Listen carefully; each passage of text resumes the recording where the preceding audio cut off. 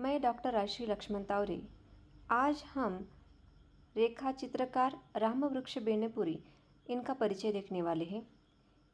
हिंदी साहित्य जगत में एक रेखा चित्रकार के रूप में सुविख्यात रामवृक्ष बेनीपुरी का जन्म 23 दिसंबर 1899 में बेनीपुर नामक गांव में एक साधारण किसान परिवार में हुआ।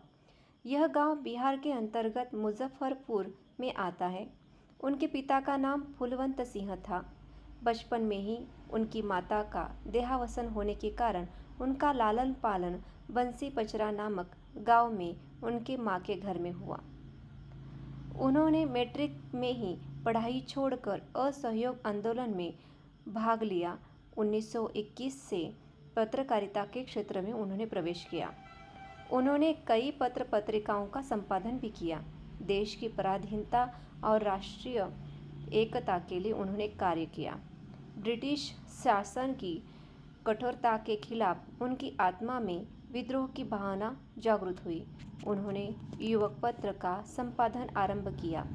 स्वतंत्रता आंदोलन में युवक पत्र को क्रांतिकारी रूप में चलाया गया। परिणामतः उन्हें गिरफ्तार कर उनके युवक पत्र को बंद कर दिया गया।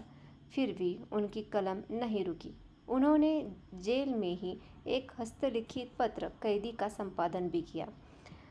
आज़ादी के बाद उन्होंने देश विदेश की कई यात्राएं कर यात्रा वर्णन लिखे, जिसमें पैरों में पंख बांधकर तथा उड़ाते चलो काफ़ी प्रसिद्ध हुए।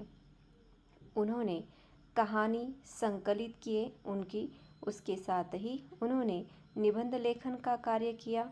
इसके साथ ही उन्होंने आत्मकथाओं का लेखन किया आदि विभिन्न विधाओं के साथ साथ उन्होंने यात्रा साहित्य में भी अपना काम किया है। इसीलिए इनके कार्य को, इनके साहित्यिक लेखन को हमेशा सराहा गया है। धन्यवाद।